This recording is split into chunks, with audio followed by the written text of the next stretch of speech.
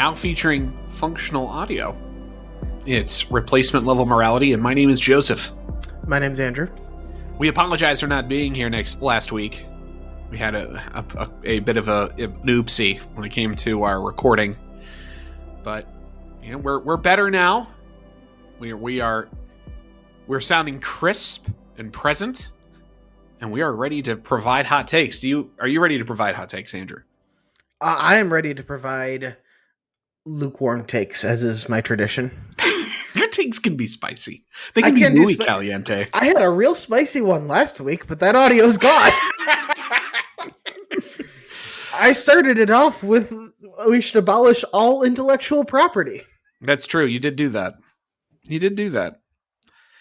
This week, though, I'm going to start with the spicy take, because this is like talking about breaking news. This literally happened this afternoon. There was a shooting at a school in Nashville, a private school, Sebastian School. I can't ever pronounce that word. Private school, 200 students, and 3 teachers. I shouldn't say teachers, because I don't actually know they're teachers. Not 3 adults and 3 children were ultimately killed by the shooter before they were engaged by law enforcement and then themselves killed. I wouldn't normally maybe make a note of talking about a school shooting on this show, because it's a sad reality of American life sometimes, that you just have unbalanced people who find a soft target. Those soft targets are often schools, because they're filled with children and female caregivers for the most part, and educators. So they tend to be something where if you want to go commit violence, it's very, very easy to do. And that's what weak, unstable people often wish to do. But this case looks like it's going to shape up to be extremely important in our cultural conversation. And the reason for that is over the last couple hours, it has come to light via the Nashville police that the responsible party for the shooting, whose birth name is Audrey Hale, is a female to male transsexual, and was very vocal about their sexual politics on social media. Evidently planned the entire assault in detail in their home, and left a manifesto behind, which has been unreleased as of now, but apparently made the motivations for the killing clear. That's per the police. This is not information that you will find if you read CNN, despite the fact that law enforcement provided this information to the press. You have to go to the Daily Wire to get this particular piece of information, or Twitter, where other people who are aligned with right media have reported that fact. When Joseph suggested this topic, I said, okay, I want to go to CNN and make sure I have the level 0 facts straight. As of a couple hours after the police press conference, that information was nowhere to be found. The shooter was identified with female pronouns as Aubrey. There's nothing about her status as trans. There's nothing about her manifesto, which we don't have the contents of, but can make some pretty good educated guesses about. To borrow a line from our pre-show discussions, it's not cookie recipes. No, I don't suspect that there's going to be music lyrics from the Beatles in there. I think that we're quite likely to see the content of this before too long, and I'm going to go way out on a limb as we record this on a Monday and it releases on a Thursday, that the contents that will be revealed from this manifesto will be deeply related to this person's psychosocial politics. I'm going to get my piece out before it gets stale, and it might well be stale by the time this is released, because it's an incredibly level 0 take. But the media isn't even-handed, isn't always the most compelling listening, and I understand that. I'm sorry in advance. But holy crap, is this, what an incredible example. This is literal domestic terrorism. She completely intends to inspire the fear that if you are not accepting, a trans person could just murder you with a gun. That literal terrorism. And for all of the, I probably think more justified than my co-host does, fretting about domestic terrorism over the past 6 years, you'd think that would be a big part of the story that literally just happened. That is not. It is. You won't even find her motivations, which seem kind of important. You won't even find a mention of their very vocal and out, to borrow a phrase, transsexual identity mentioned at all in a mainstream media article about this shooting at this time. They are not at all referencing it. And Now, fortunately, they'll be made to, because it's 2023. You can't actually keep information under wraps the way you could 40 years ago. Like it's already out. It's out, and because it is out, they will be forced to report on it, and that is something that everyone nostalgic for Walter Cronkite should be thankful for. The internet, in the end, is going to prove its value in that, because the authorities have released the information. And I don't think you can take away from the fact that this information probably got out as quickly as it did because it's in Nashville. It's not in New York. So it got out.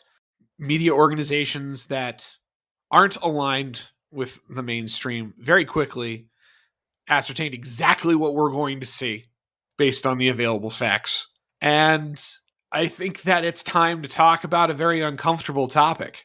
We have had months, if not years, at this point, of far left agitation on the part of these transsexual advocates and the transsexuals themselves for violent opposition to anyone who doesn't support them.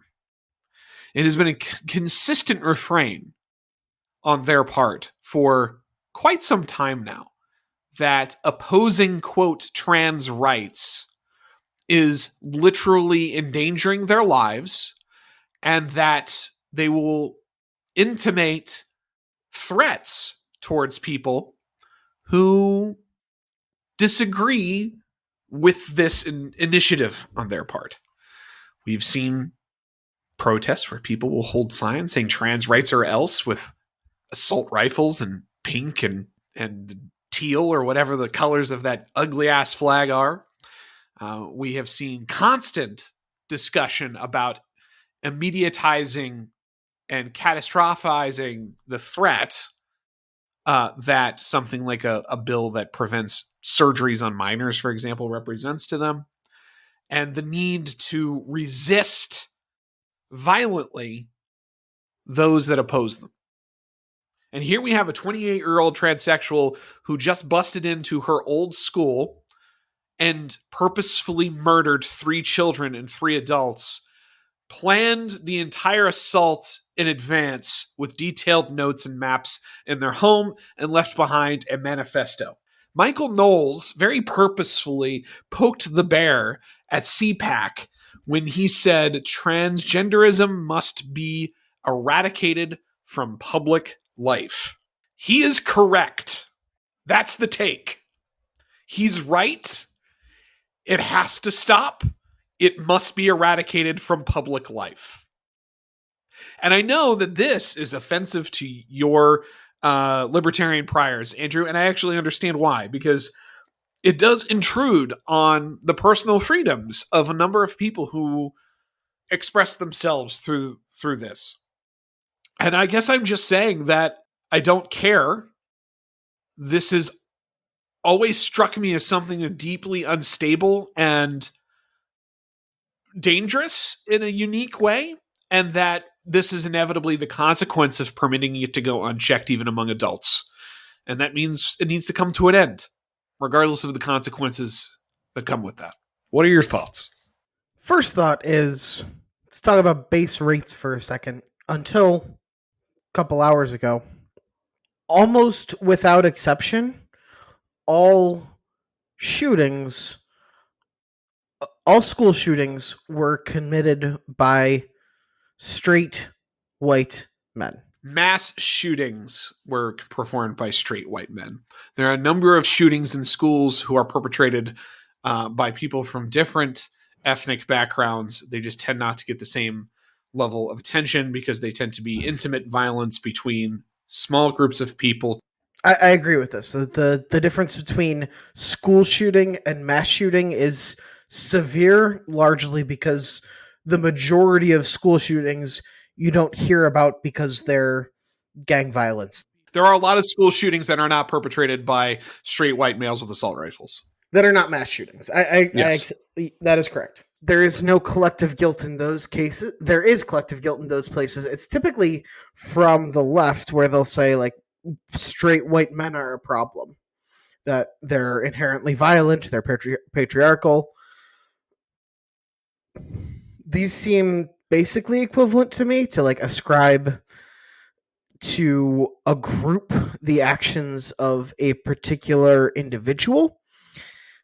Rates being what they are is obviously spiked 4 hours ago because it's noisy and there's not a lot of signal there. There was in Cincinnati a guy who walked into an FBI office and found out that it was not a soft target. It was, in fact, a rather hard target, and he got himself killed real fast.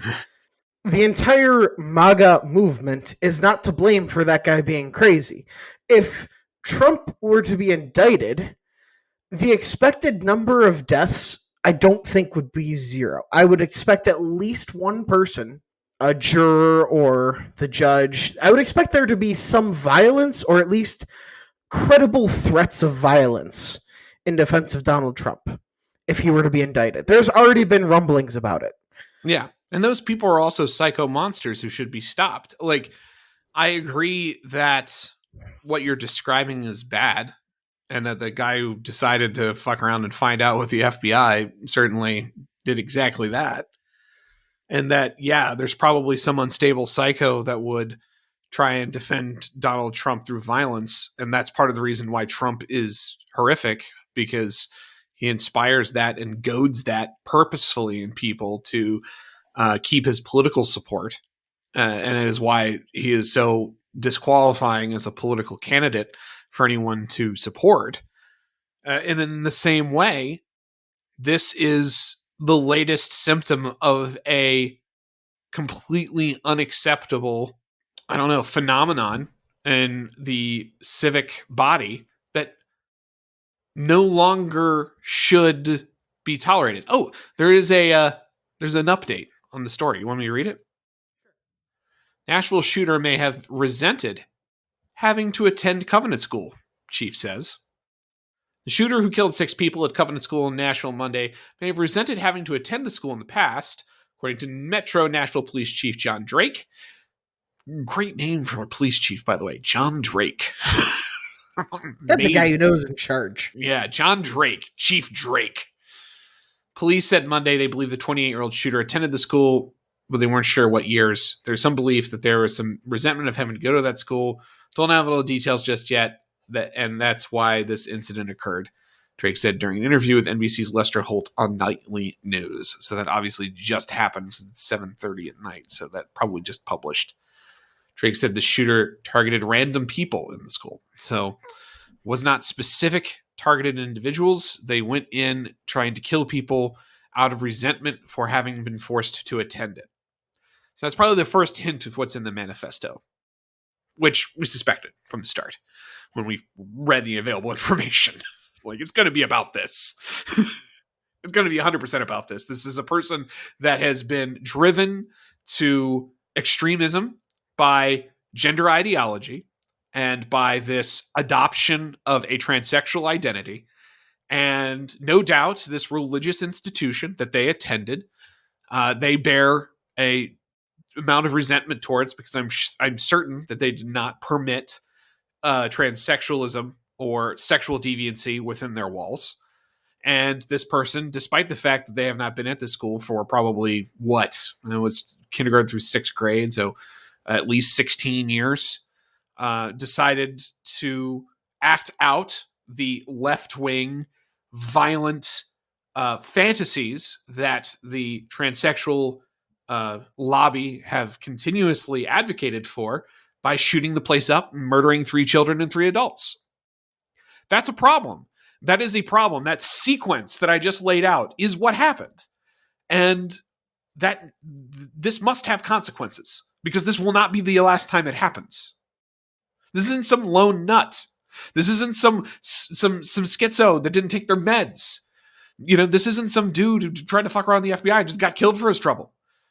This is someone who's motivated by their ideology to take revenge on their own school because they are told that it is righteous and correct and moral to visit violence on those that don't conform to their perception of their psychosocial identity.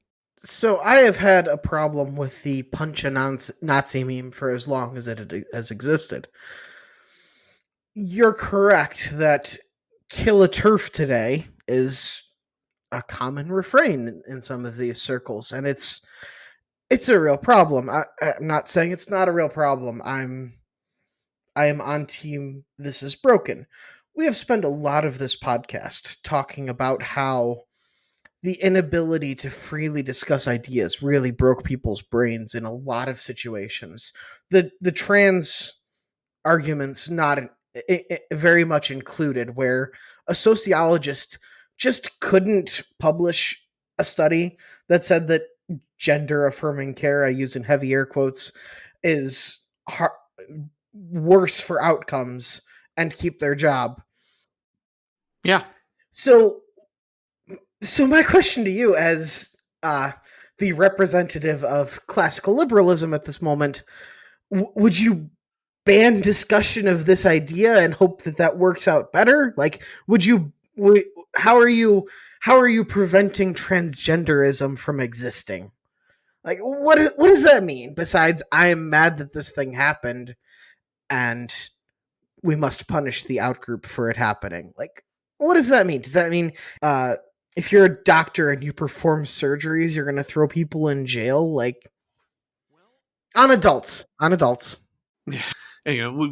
We've gone so far to let people who like, oh, I'm male, so I get to use the male bathrooms when I'm a female, or just because I say so, because I simply will it into being, or that you have to respect pronouns or have all of this enforced compliance in speech and in thought and in interactions with people.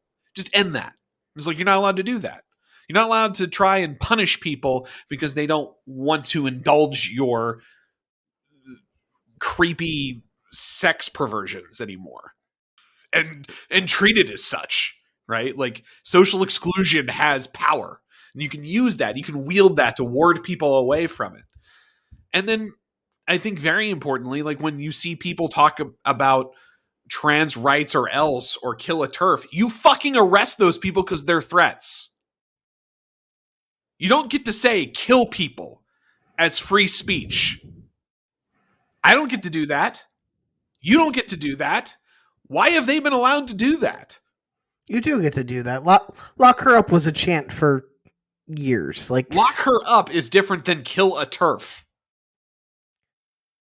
Lock her up is she is a criminal. I want her to go to jail, and there's evidence to that.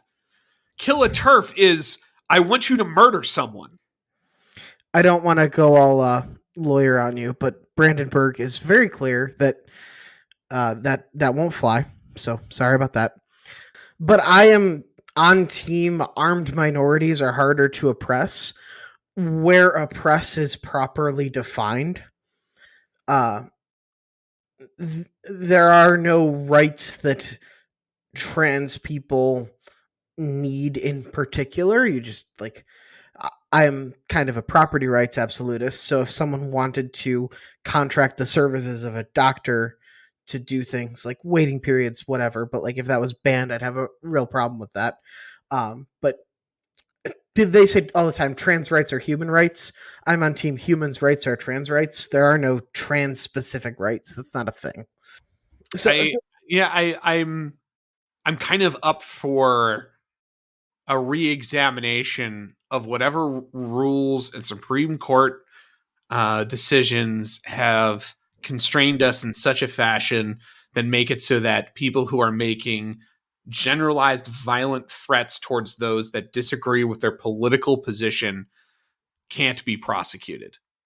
And they should bring those prosecutions and try and force the change if required. The thing I like about you is that you're perfectly willing to lock up a bunch of Republicans if they do the same thing. I fear a lot of people would not agree with you on that. This would become purely a tool to use against the outgroup. I see the danger, of course, but at the same time, if you don't take serious steps towards saying this cannot be permitted. You cannot go around talking about how you want to kill people who disagree with you. Like that you're going to get people who take you up on it. And you know you will. And that's the thing. That's the difference between Bernie Sanders talking about how it's super important to the lives of everyone that they have healthcare, and then some nut job shooting up the softball game because they took that to the super logical extreme, and that's not actually his fault. And that's true. That is true. That's not Bernie Sanders' fault that happened. Even though the shooter gave that as his reasoning, it's not his fault someone decided to take that to mean go kill congressmen that are preventing it from happening. That is a bridge too far, and that's perfectly fine by me. But when you're out there in the paint saying you need to do exactly what we say or we're going to kill you, that has to be illegal. You have to be able to jail people for that. You have to be able to say that is not acceptable because you are really wanting someone to take you up on it. We're going to fucking see it with this dude. It's just broke, so we haven't yet. But you're going to see apologetics for this across the left wing for the rest of the week. That this person was driven to this. And this is really, the quote unquote transphobes' fault. This person was alienated by this terrible Christian school that forced them to abandon their true selves. And really, isn't it their fault that they got shot? You're going to fucking see it. They're not going to have a moment of remorse over this. And that's why you have to draw a firm line and say, if you are out there saying commit violence and then someone does, every one of you are in the docket next. Period. I don't hate that as much as I expected to. Just because you have to tie it to a concrete threat. And if we just have a rule that you can debate whatever you want, just don't threaten violence against people that you disagree with, I'm okay with that, although it might seriously impede the sale of Reddit gold. Poor Reddit most affected. but I mean, it would though. The right wing observes this rule all the time. You don't hear them talking about, going out and killing their political opposition.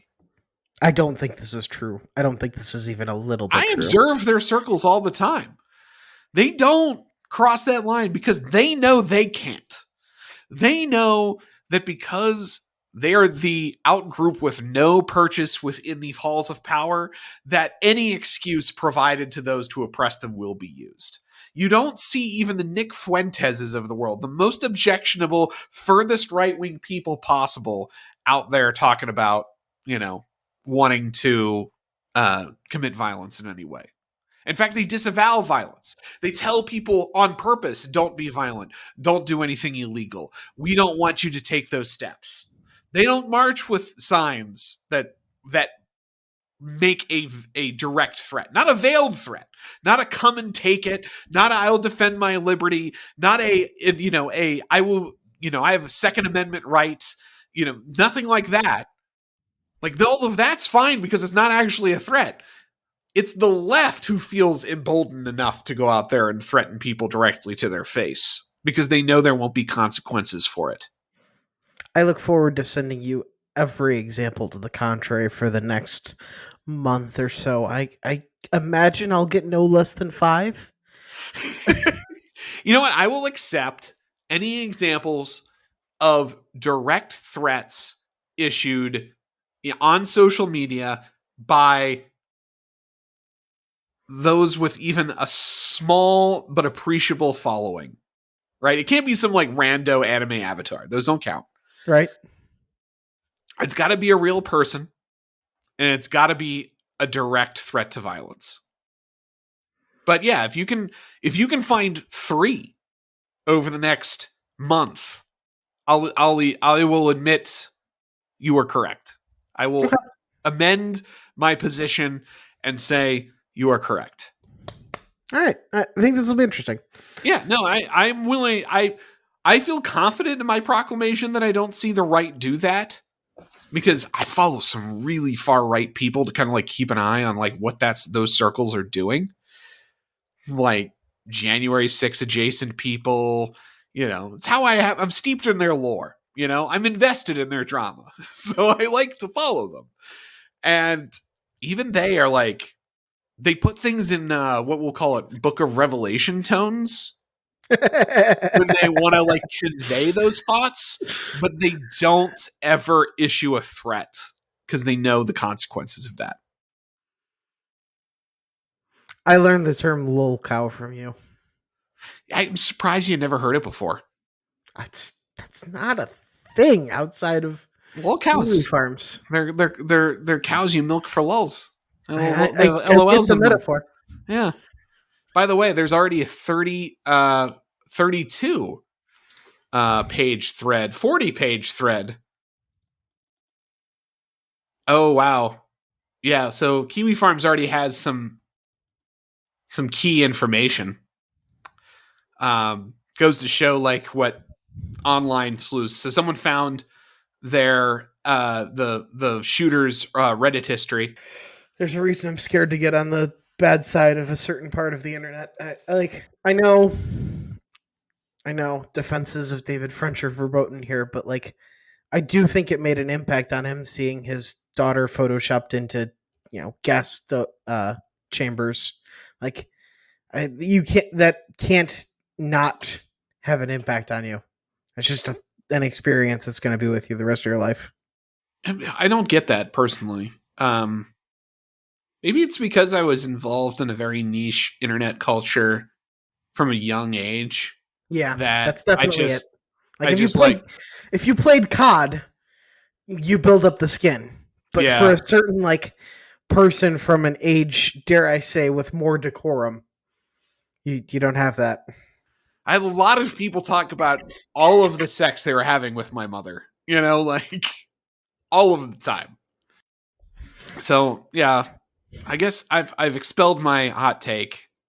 I've tried to behave myself as best as possible in my turn of phrase and use of language.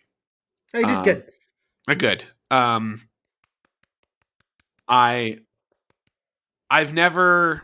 obviously never been a fan, to say the least, of the idea of this stuff being tolerated. I find it kind of disgusting and perverted, and doesn't really have a place, I think, in society at all. At the same time, I have to restrain that impulse by, understanding people have the rights to do things I disagree with, and that their right to do so must be respected, even at the cost of my personal opinion, because that defends my own rights. And I've always tried to make that kind of my primary reaction when I see that, to say, well, as long as it's adults, I can hate it all I want, but they need to be permitted to do things I hate. And you should use that here. And use that. And I just think that I think that over the last 18 months in particular, I felt that impulse leave me entirely. And then I've reached a point where I don't think we can afford to ignore it any further out of comedy for shared rights, because our rights, frankly, have not been respected. And so I'm not in the mood to respect what they perceive to be theirs any longer either. The Emperor summons before him Bodhidharma and says, "Master, I have been tolerant of innumerable gays, lesbians, bisexuals, asexuals, blacks, Hispanics, Asians, transgender people, and Jews. How many virtue points have I earned for my meritorious deeds?" Bodhidharma answers, "None at all." The Emperor, somewhat upset, demands to know why. Bodhidharma asks, "Well, what do you think of gay people?" The emperor answers, "What do you think I am, some sort of bigot? Of course I have nothing against gay people." And Bodhidharma answers, "Thus do you gain no merit by tolerating them." I completely understand what you mean, that the rights of people to peaceably and inoffensively disagree have not been respected. There was a terrible story today of a Pokemon regional championship where a 6-0 player who was excited and nervous to be on camera was asked his pronouns, and he was nervous, so he chuckled a little bit because this was unusual, and he said, "Oh, he, him." I forget the third one, and he's like laughing. "Oh, his," and the judge reported that made them feel uncomfortable, and this player was disqualified. This is their side of the story. There could very well be more of it. There often is when judges DQ people. This was Pokemon, so it's not Magic, so I have a little less confidence in the judge program, but that's their side of the story. And as reported, I find it not implausible and also pretty horrific. I don't want to derail us too deep into our own personal subcultures, but I have personally dreaded the day I play well enough to play on camera and someone asked me that question. And if someone asked me that question, I was going to refuse to answer. I was going to say I'm not going to disclose that information and just leave it at that. And if I got disqualified, I would have left. Then I've been like, I'm not engaging in this. I'm not going to tell you you can't. I'm not telling you can pick ones for me. I'm not saying you can't conduct yourselves, but if you're asking me to indulge in your weird fantasy stuff, I'm not doing it.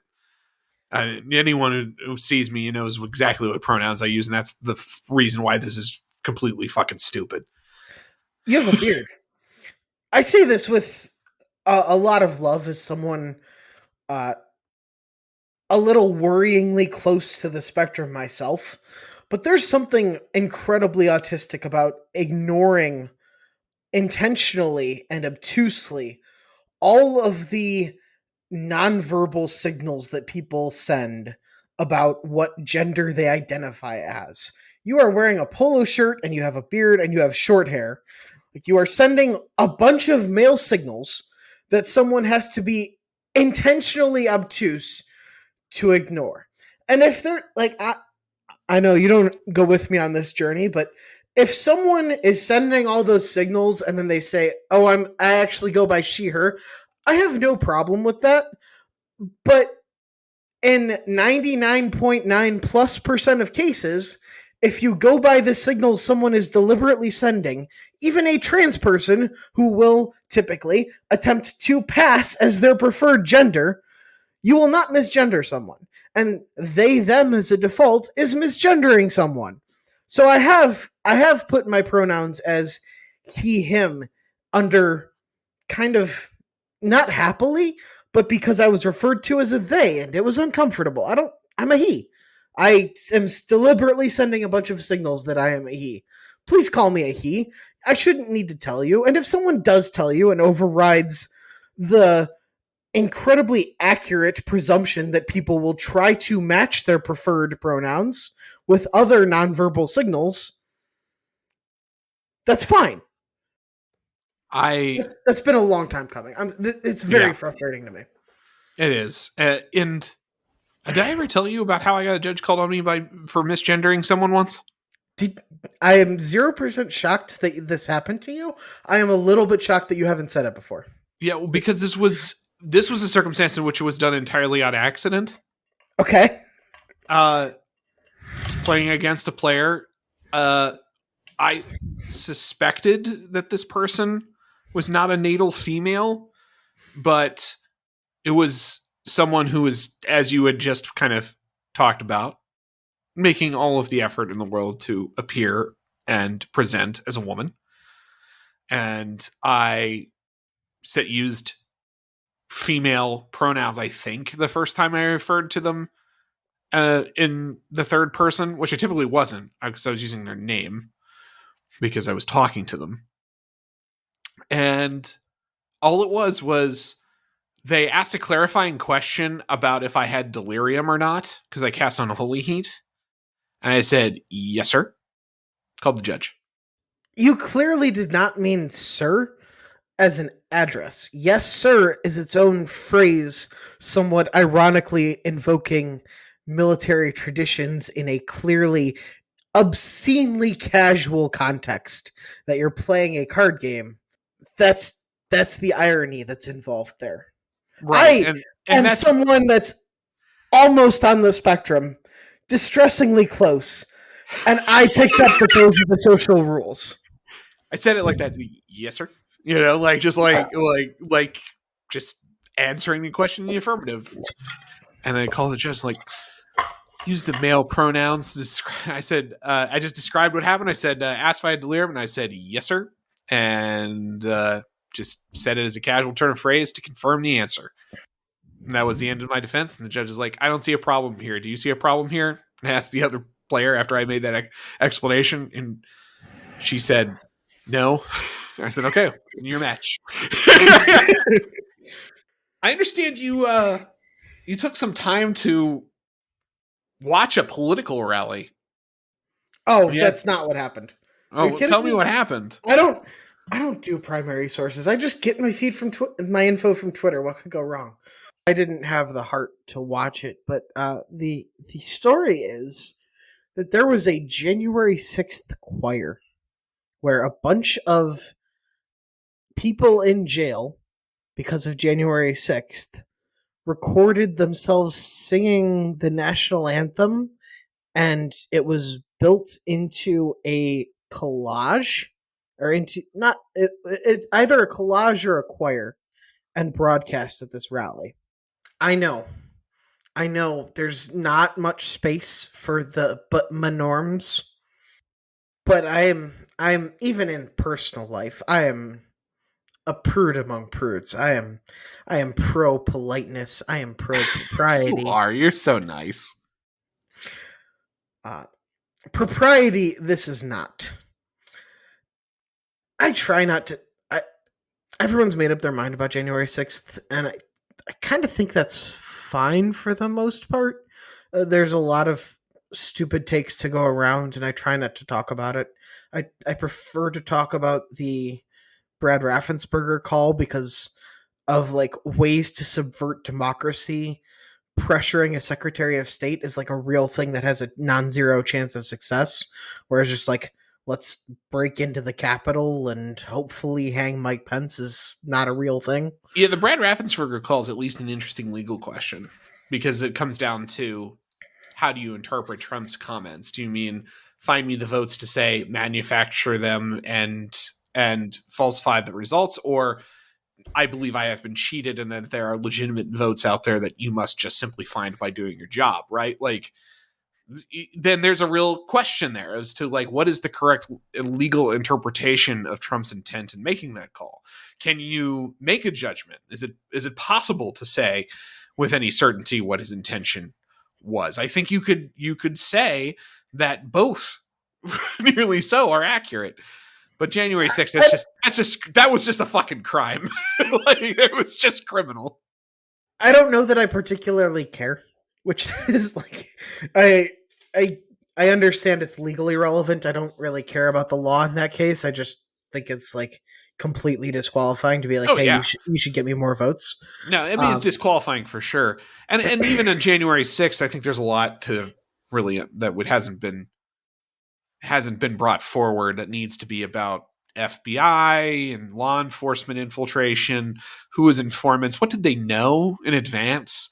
What did they think was going to happen?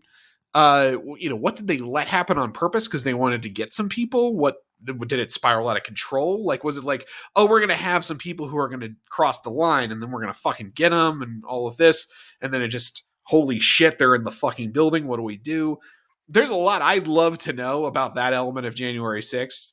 But even that aside, clearly a bunch of criminal rioters decided to break in and had extremely ill intent in doing so. And I'm completely open to FBI malfeasance in any and all cases. Like, Yes, you're a big fan of let's prosecuting do FBI this. malfeasance. Yes, any time you get those boys in some trouble, jam those guys up. You're up for it, and I'm there with you. The theme of this podcast is prosecute everyone. But Yes, maybe that's the title: prosecute everyone. Yes, I'm here for prosecuting the FBI who are like clearly into getting people to do crimes that they don't want to do, and you're here for prosecuting the rioters, and together we can just say prosecute everyone. But Yes. that's not what I wanted to have a conversation about. How over the past 6 years plus, I have found myself in my hopefully self-aware ways pretty reflexively siding with the opposition because everyone is doing bad things. Welcome to politics as a libertarian. Enjoy your stay.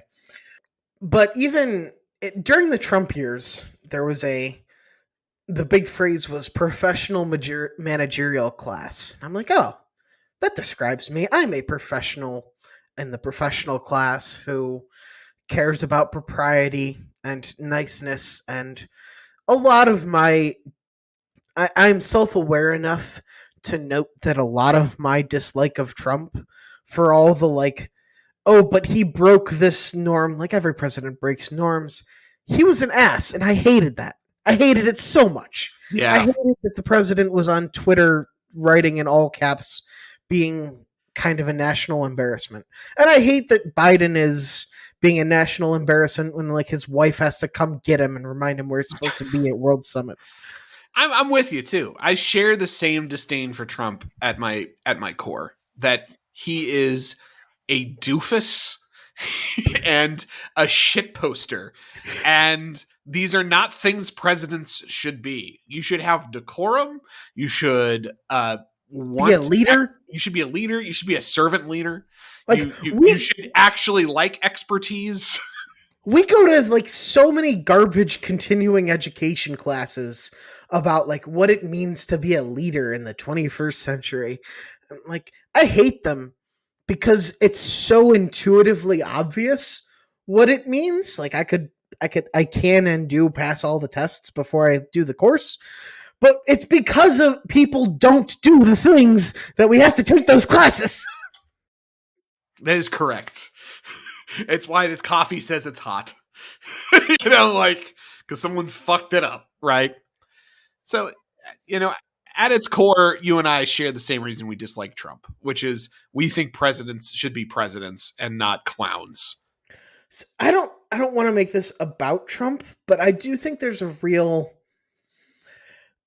the National Review types who I have my disagreements with, but in terms of like steering the raw energy of the say this with affection, the people who live in rural areas towards things I like free markets, and mostly free markets actually. Who they don't care. They do not care. They like if Trump wants to put tariffs on China, they have no priors other than China is bad and US steelmaking is good, and therefore I'm in favor of this. And a vague understanding that the globalization of manufacturing resulted in the reason why their dad and granddad lost their jobs to begin with. Or if they didn't lose their jobs, why they are doing so badly with just a high school education. Like just right. A high school education. Things used to be better. In the past, we didn't trade with China. China, therefore, is bad. Like, they have these elemental pieces in their understanding, even if, like, the nuance of it is beyond them. I have a lot of contempt for the things used to be better argument because, like, you can do a 1960s standard of living on, like, half my income. It's totally possible to do the sole breadwinner thing if you don't have AC or a washing machine or a cell phone or about half of your house because all the houses are smaller. Like, that's totally feasible. Things are legitimately worse for males with a high school education, and they know it. As Mark Rosewater says all the time, they might be bad at solutions, but the people, the demos, sure can tell you that there is a problem, and you should listen to that. My concern and the primary will tell a lot if this is true, is that the National Review types have lost control of the party for good. That the a piece of American exceptionalism that I really valued was that the conservative small c party was as much an economic thing as a social thing. Because in a lot of other countries, every European democracy, the conservative party is called the social conservatives. It's social culture war things. And I actually care a lot that we continue to have free markets and be economically dynamic. I think if we aren't economically dynamic and China is, that's going to be a real bad time. Or not China, because as we say on this podcast, China is at its peak right now. But if we allow ourselves to give into stagnation, that will have serious negative consequences. Agreed. And the core of the GOP, I don't love it. I wish it was more like you. I wish it was better. I think you are saying, I think you are conflating Trump cultists with the core of the GOP. I will say I agree in part that the National Review element of the party is far less influential than it used to be, because the Trump part of the party just simply wasn't activated / motivated to engage in the political process very much. And because they weren't engaged, the people who were tended to be those that would give greater purchase to the national reviews of the world in terms of influencing perspective and policy. At the same time, even in this state, the Trump support is like 30 to 35% of the party in terms of like the hardcore. The numbers will vacillate depending on if you're looking at a state poll or a national poll. And right now, I think like national polls are just kind of garbage for the primary race. I don't think that any of those are real yet, because, you know, first of all, like someone like DeSantis isn't even technically in a race yet. And you're going to, when Barack Obama was running in 2007, so, you know, before they even had their first primary contest at the beginning of 2008, he had similar national poll figures that DeSantis has right now in these polls. But what happened? He won Iowa, right? And then suddenly things shifted very quickly. He lost New Hampshire, but it was close. But then he won South Carolina. And then suddenly those national polls just switched, right? So not only do I think the national polls are a little loose, they also don't really matter very much, because that's not how primaries are conducted. They're conducted on a state-by-state basis, and the sense of momentum and the sense of success can very quickly, over the course of days, shift that poll dramatically. And I think Ron DeSantis remains the most likely winner of the 2024 GOP nominating process. I really do. I think that once he gets into the race, he is in extremely good position to win all 4 of the first states. I think he'll win Iowa just the same way that Trump lost Iowa the last time, so he'll probably lose it again. Trump will lose New Hampshire. He'll lose South Carolina. The only one he's got a shot at is Nevada, because of the level of service employees present. And I think that Ron DeSantis could easily find a way to victory there, because a lot of the institutional party there likes Ron DeSantis a lot and could really put up a good ground game for him and make up the territory that he'd otherwise be down with that demographic. And once, if you have a Ron DeSantis that shows up and wins the first 4 presidential nominating contests, and then you go into Florida, where Ron DeSantis probably wins again, then really what is Trump doing? You know, like what hope does he have, right? So I think with that in mind, Trump's support numerically is more phantasmal than real. I think it's a bit of, I don't want to call it an illusion, because it's still like there's a presence there, and you can kind of make it out. There's this sort of general, yeah, I guess Trump, like people who aren't super engaged in politics, people who don't really necessarily are plugged in enough to know what's going on, are like, yeah, I guess Trump again, right?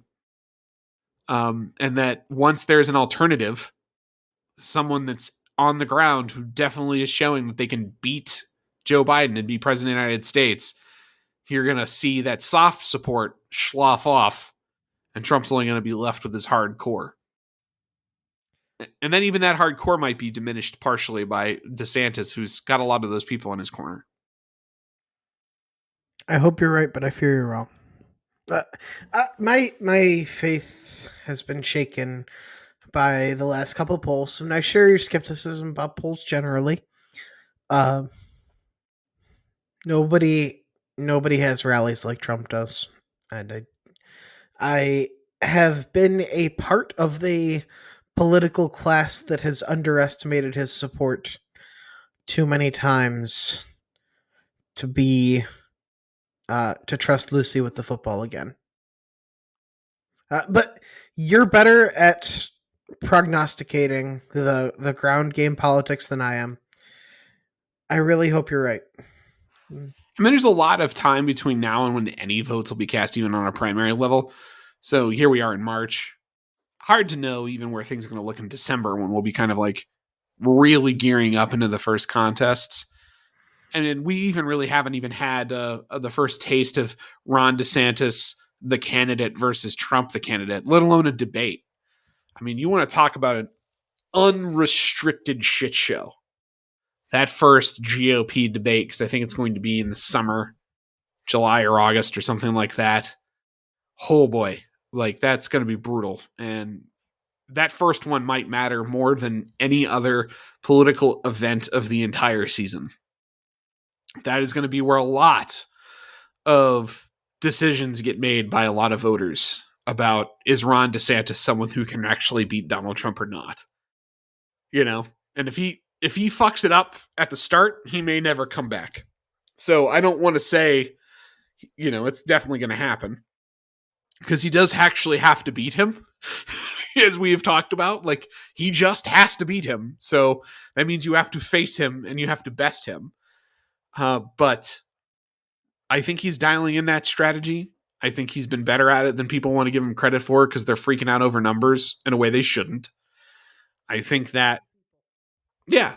And I get the reason why, because he was so high right after the midterm, and it looked like he could just really take it. But that's not how things work, right? You get the big flash of attention, and then what happens? You kind of go back, reset back to normal. You know, you start seeing as like, oh, it's going to be Trump. We'll just kind of wait and see what happens. But yeah, Trump, I guess. Trump's what I'm comfortable with. And a lot of those people are very movable. You just have to prove to them that it's time to move. You have to convince them to move. You know, and convince them that they kind of have to make a change here, and that it's okay. I am the thing you like. I'm just in a package that's more palpable to everybody else. And that's really the message he has to get across in his campaign, is for the nominee, right? Like, talking just about the GOP nominating process. He has to establish himself as someone who can inherit the things about Trump that people really liked, which was a combative personality and a willingness to say F you whenever he has to, and a concern about the working class in the United States, and a willingness to fight cultural wars topics and win. And he's positioning himself to do all of that, but then also has to make the negative case against Trump to say, I'm everything that you wanted in this role, and I don't have the baggage of the guy who paid off porn stars that he fucked not to talk about it. And I can execute. Yeah. Oh, and I'm competent. Trump actually couldn't do anything. Yeah. He didn't know how. Yeah, like, that takes work. Yeah, he's got to point at Trump and say, this is the man who talked a big game and delivered on nothing. You know, we all got sucked into it. He can kind of even involve himself in the conversation that way, to say, I sought his endorsement. That's why I got elected governor of Florida. He says it all the time, and he's right, because I thought he was really on to something. I believed in him too. And then he fucked it all up for all of us. He Turns fucked up. out there is no border wall. There's no wall. He fucked up COVID. I had to like find my own path. I was following him, and then I realized he was going down a wrong path, and I had to recorrect. Oh, he could. There is such a line he can take here to say, "I'm with you." I also believed in him, and then he failed all of us. We have to move on. Thanks for what you've done, Don, but it's over. Okay, you're over. You have to be over. You fucked up too bad. And Trump is going to freak out. Trump is going to react to this, and call him, Ron DeSanctimonious, you're fat, your wife's ugly. He's going to say it all, right? Like he's going to act like a schoolyard child. And if you're Ron DeSantis, because that's what's going to happen. That's going to be the counterpunch. He's just going to make it personal and ugly, and he's going to bring up every flaw, and he's going to say shit. And then instead of worrying about those individual things, you just look direct into the camera and you say, I'm as tired of this as you. I'm tired. I also don't want this anymore. Do you want this? Just look into the camera as exasperated as everyone else and say, I've had enough. Have you had enough?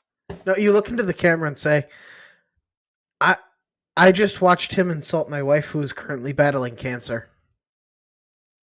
I can't hit the guy because he's got Secret Service protection, but would you do me a favor and not fucking vote for him anymore, please? Can we move on? I've seen so much from Republicans that makes me think they won't care. I hope I'm wrong. I hope you're right. I think Trump in 2016, which is the last time you had to like really, face the primary electorate when you think about it.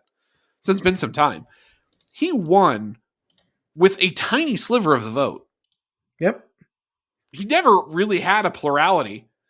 And what happened was there was a rally around the flag because everyone decided, as much as they didn't like Trump, they hated Hillary more.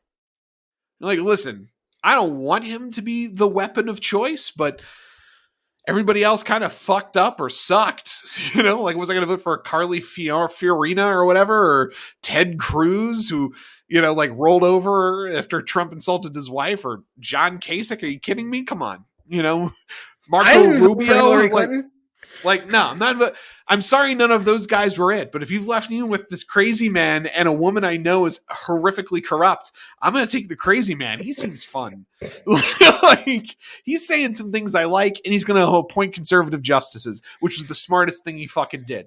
Like, as far as like bottom line political transactions, him literally going and saying, I will appoint all of the incredibly conservative justices you want. I'm going to outsource the whole judge thing to, the